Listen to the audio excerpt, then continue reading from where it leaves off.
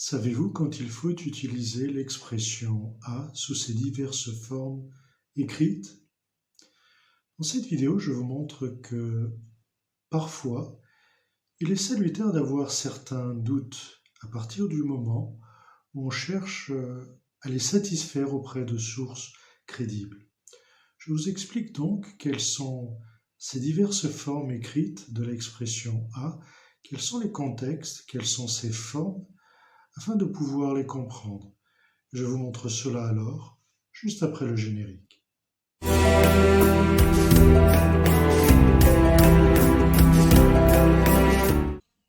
Bonjour, c'est Philippe, bienvenue sur ma chaîne où j'aide la communauté francophone à apprendre le portugais par le moyen de la grammaire, mais également par le moyen de la culture ainsi que de l'histoire du pays. D'ailleurs, si vous êtes nouveau sur cette chaîne, n'hésitez pas à vous abonner puisque je publie régulièrement par semaine. Donc voyons dans quelles circonstances il nous faut utiliser les diverses formes de l'expression "a". Savez-vous alors quand il faut écrire "a" sous ces diverses formes? En fait, il y a des questions qui sont difficiles à résoudre et donc, en conséquence, plus difficiles à être éclaircies. Et face à cela, l'attitude de certaines personnes est de se taire, en quelque sorte, et donc elles préfèrent rester dans le doute. Néanmoins, on peut dire que tous les doutes sont salutaires à partir du moment où on cherche, à les satisfaire auprès de sources crédibles. Donc, voyons dans quelles circonstances nous pouvons utiliser l'expression "a" sous ses diverses formes.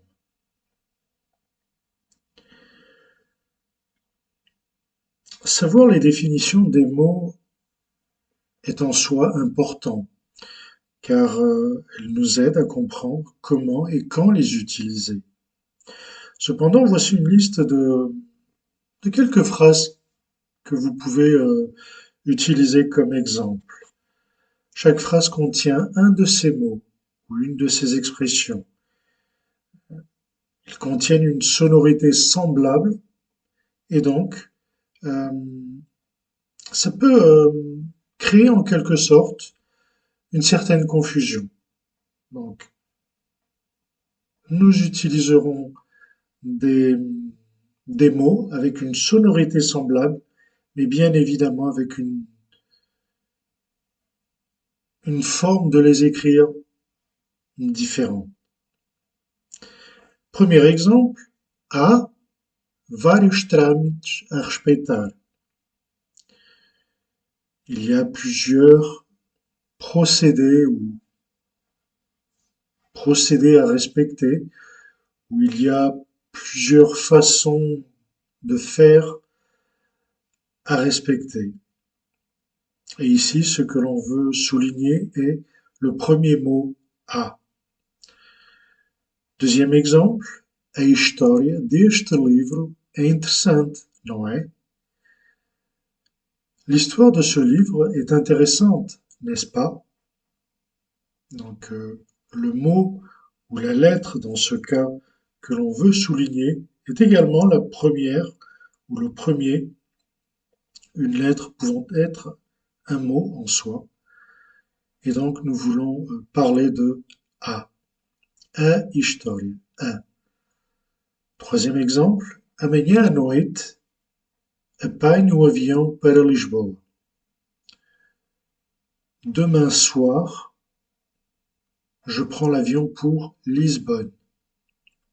Et dans ce cas, on cherche à souligner le "a" qui vient après amanhã, après demain. Donc demain soir, je prends l'avion pour Lisbonne. Quatrième exemple. Ah, parabéns! Que notícia maravilhosa! Vais mesmo ser pai? Ah, félicitations! Quelle, quelle nouvelle merveilleuse! tu vas réellement être papa ou tu vas réellement être père. Exemple suivant.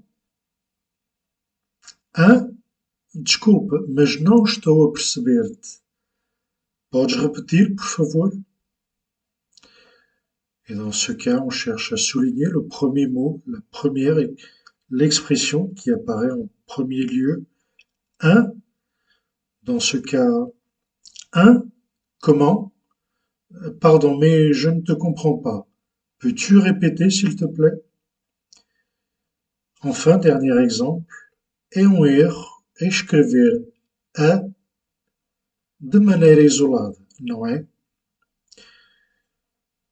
C'est une erreur d'écrire a comme, comme il apparaît sur l'écran, de façon isolée, n'est-ce pas?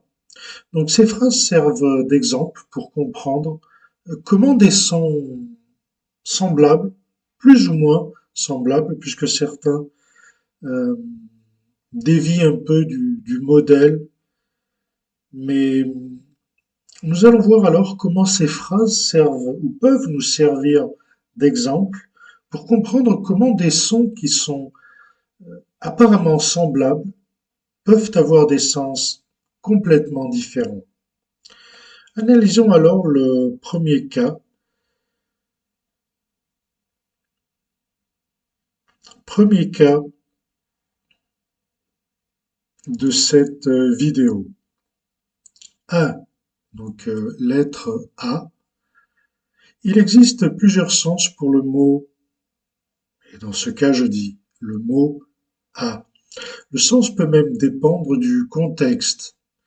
Ce mot, ou cette lettre, qui est en soi un mot, ce mot est très commun et a une utilité assez claire, étant présent dans diverses locutions.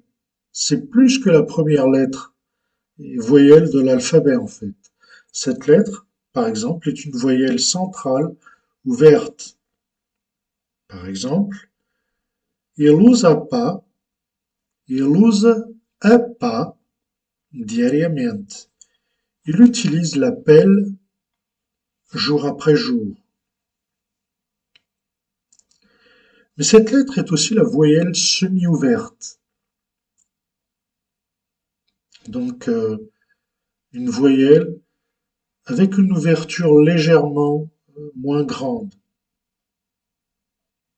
D'où l'expression voyelle semi-ouverte. Cada de nós merece a sorte que tem. Donc chacun d'entre nous mérite la chance qu'il a ou le sort qu'il a. La lettre A représente la première position d'une série indiquée par les lettres de l'alphabet. Donc je vous donne quelques exemples afin de vous situer et comprendre dans quel contexte cela peut-il ou cela peut être utilisé. La lettre est l'article défini féminin au singulier. Je pense que il n'y a aucun doute quant à cela. Donc, article défini féminin au singulier, précédant un nom, indiquant parfois une référence bien précise et déterminante. Par exemple, aluna, l'élève, au féminin. La lettre A est un pronom personnel qui désigne aussi la troisième personne du singulier féminin, avec la fonction de complément direct. Par exemple, il viu, il viu, il viu, il l'a vu. La lettre A est l'unité également de mesure, unité de surface agraire, symbole de l'art. Un art étant, si je ne me trompe, non, je préfère ne pas dire de bêtises. Mais bon, c'est l'unité de surface agraire connue pour la plupart d'entre nous. La lettre A est en physique aussi, symbole de l'ampère, dans ce cas avec une majuscule. Mais on peut dire que cette lettre fait partie de l'expression de A à Z, qui signifie du début jusqu'à la fin, complètement. Donc, c'est une lettre que l'on retrouve et on utilisera cette sonorité dans, dans bien des cas que je vous présente ici même. La lettre A fait partie également de l'expression prouvée par A plus B. Je ne sais pas si en France, je ne me rappelle pas tout du moins si cette expression est utilisée, mais ici au Portugal, assez fréquemment. Donc, une expression que l'on utilise pour prouver d'une façon incontestable. Un exemple d'une phrase avec le mot A. A Carlota é uma guerreira. Ela irá ultrapassar isso. Charlotte est une guerrière ou est une battante dans ce cas. Charlotte est une guerrière. Elle, elle surmontera cela. Donc on pourrait dire Charlotte est une battante. Elle saura ou elle saura surmonter cela ou elle surmontera cela. Passons maintenant au mot A et remarquez que la lettre A, dans ce cas, prend un accent grave. Et en fait, il s'agit de la contraction A, donc préposition, avec l'article défini ou le pronom démonstratif. Donc contraction plus article défini ou pronom démonstratif. Lorsqu'il s'écrit avec un accent grave.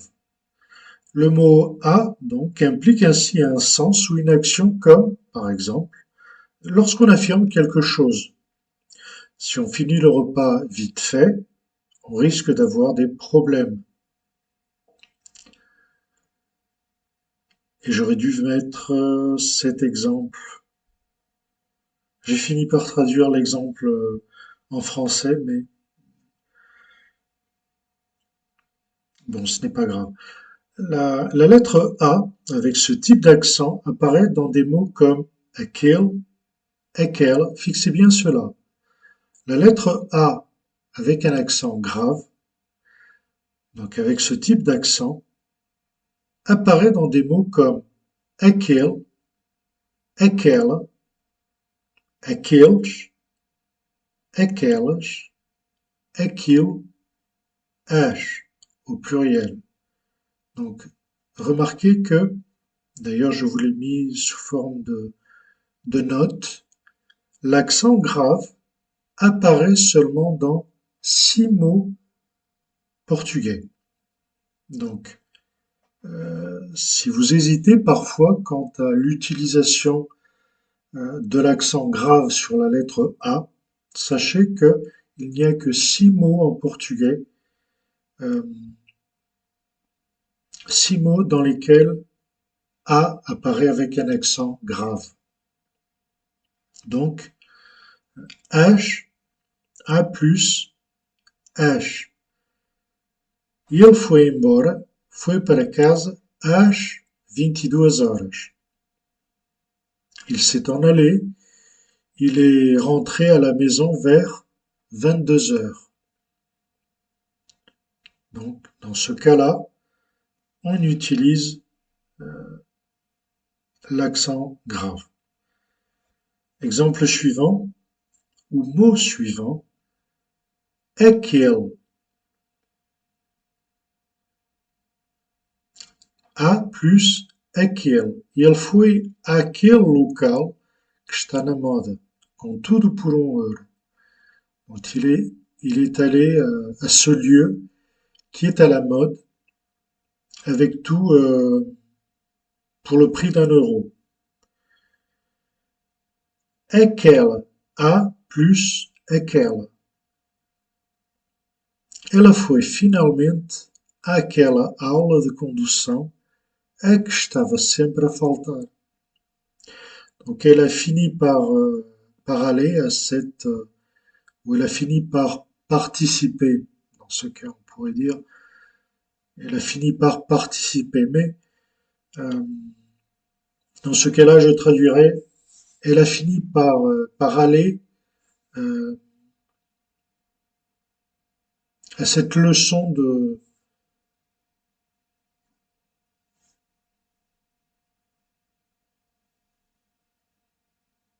conduite,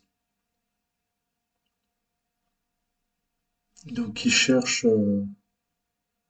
à passer le permis. Elle a fini par aller à cette leçon de conduite euh, à propos de laquelle elle,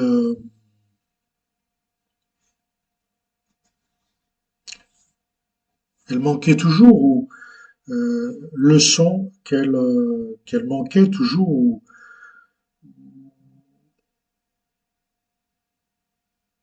voilà, dans cet ordre d'idées. Aqueles, A plus aqueles. Elas foram àqueles locais conhecidos pelos seus baixos preços. Elles sont allées à ces lieux connus pour leur prix assez bas, ou pour leur prix bas, ou pour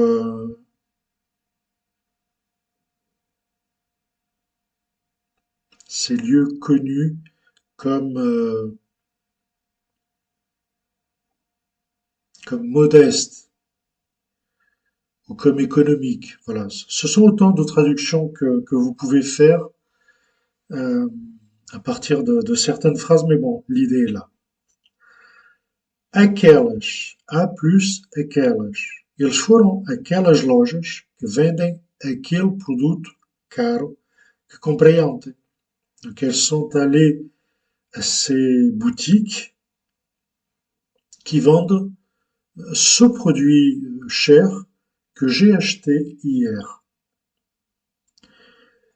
Enfin, dernier mot, sixième mot, donc, où A prend un accent grave. Aquilo. A plus aquilo. Não ligues aquilo que ele disse. Ne fais pas attention à ce qu'il dit. Ou à ce qu'il a dit, pardon. À ce qu'il a dit. Ne fais pas attention à ce qu'il a dit. Maintenant, considérons l'exemple de A avec un accent aigu. Et là,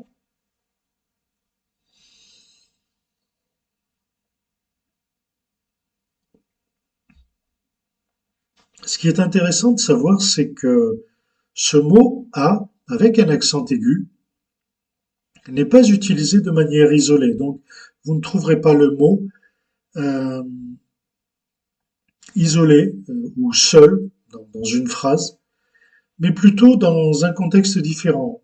En fait, c'est une lettre qui intègre des mots comme mode d'accentuer la syllabe tonique. Donc vous trouverez, ou lorsque vous trouverez un A avec accent aigu, c'est dans un mot. Vous ne trouverez pas cette lettre de façon isolée, mais dans un mot, dans le sens où il faut accentuer cette syllabe, la syllabe tonique. Par exemple, esta página é sobre como usar certas expressões. Assim é usada isoladamente se fizermos questões como será um erro escrever A isoladamente?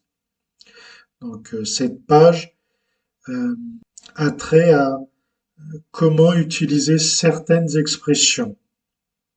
De cette façon,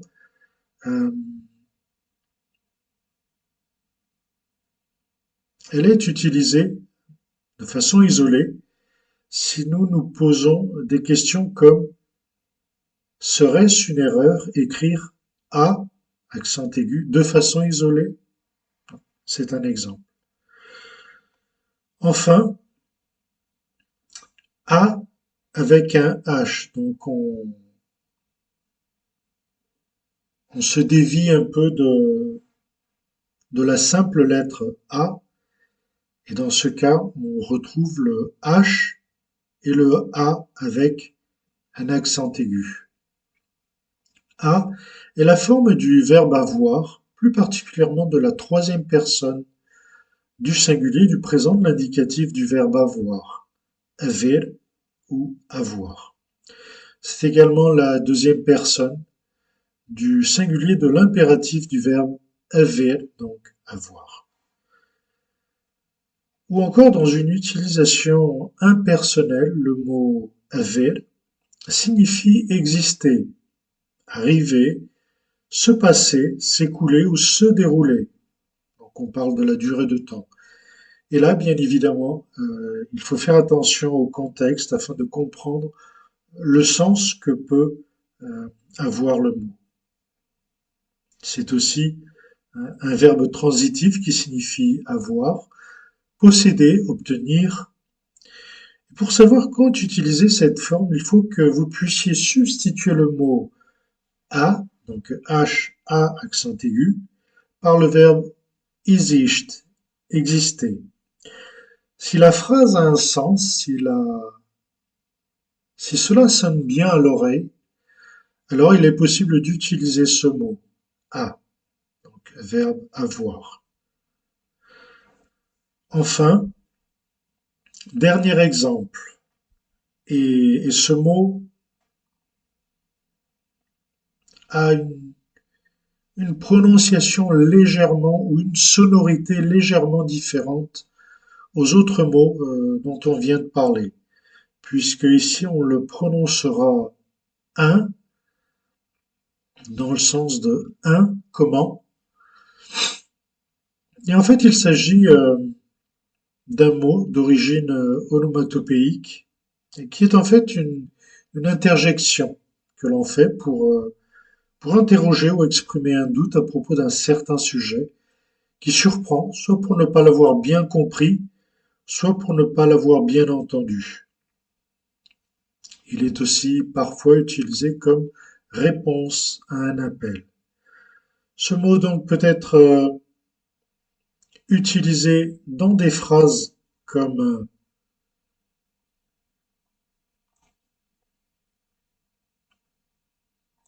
ceci m'a échappé, mais ce mot peut être utilisé dans des phrases comme a avó dele precisava de utilizar um aparelho auditivo. Ouve muito mal. Está sempre a dizer hein. Donc sa grand-mère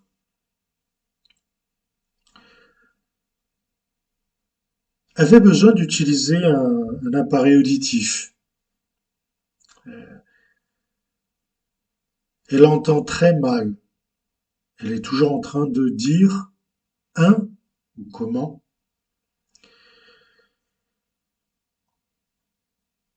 Dernier exemple dans ce cas. Euh, A, A, H.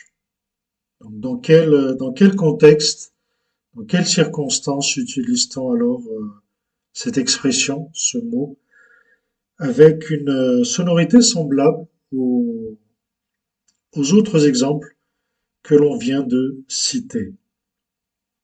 Donc, ce terme, cette expression A, AH, est un terme qui vient du latin a avec le même sens.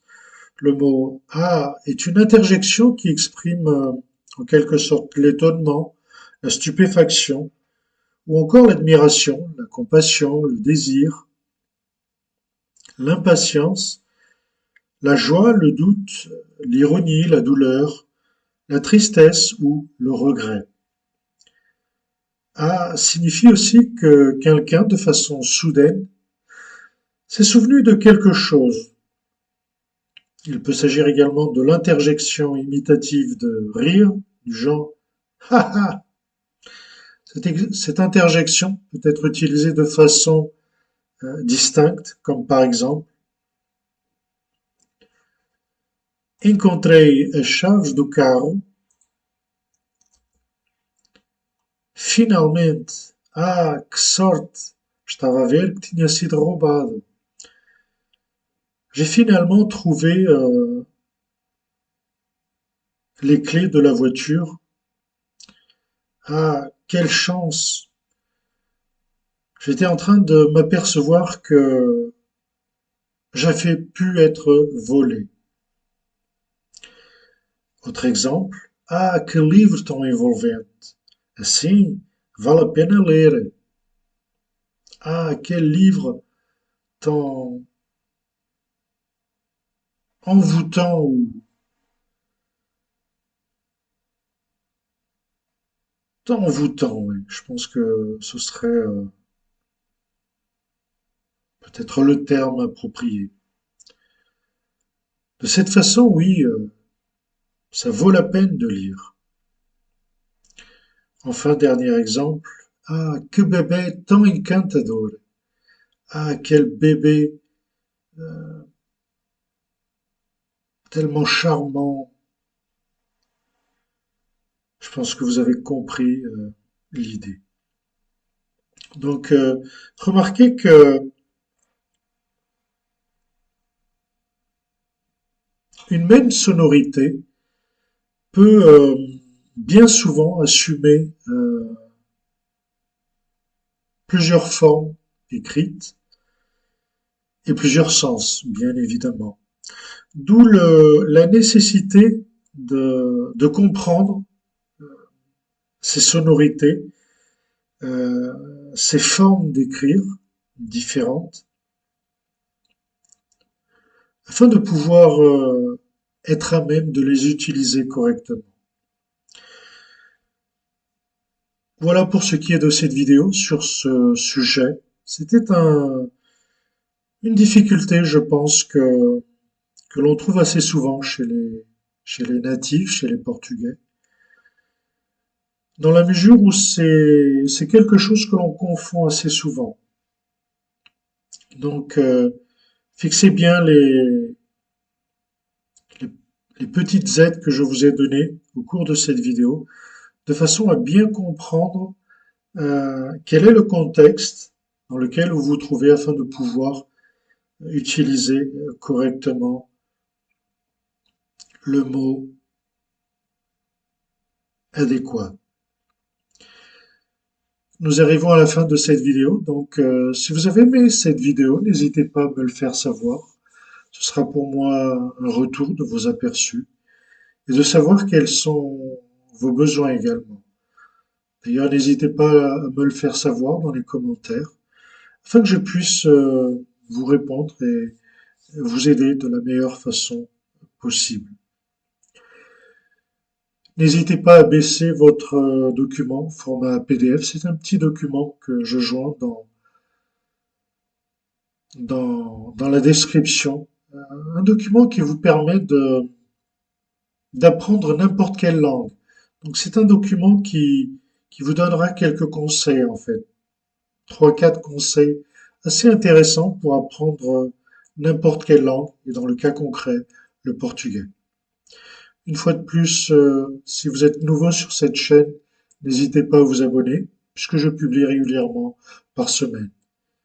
Merci pour avoir pu assister donc une fois de plus à cette vidéo jusqu'à la fin. C'était Philippe, à une prochaine vidéo.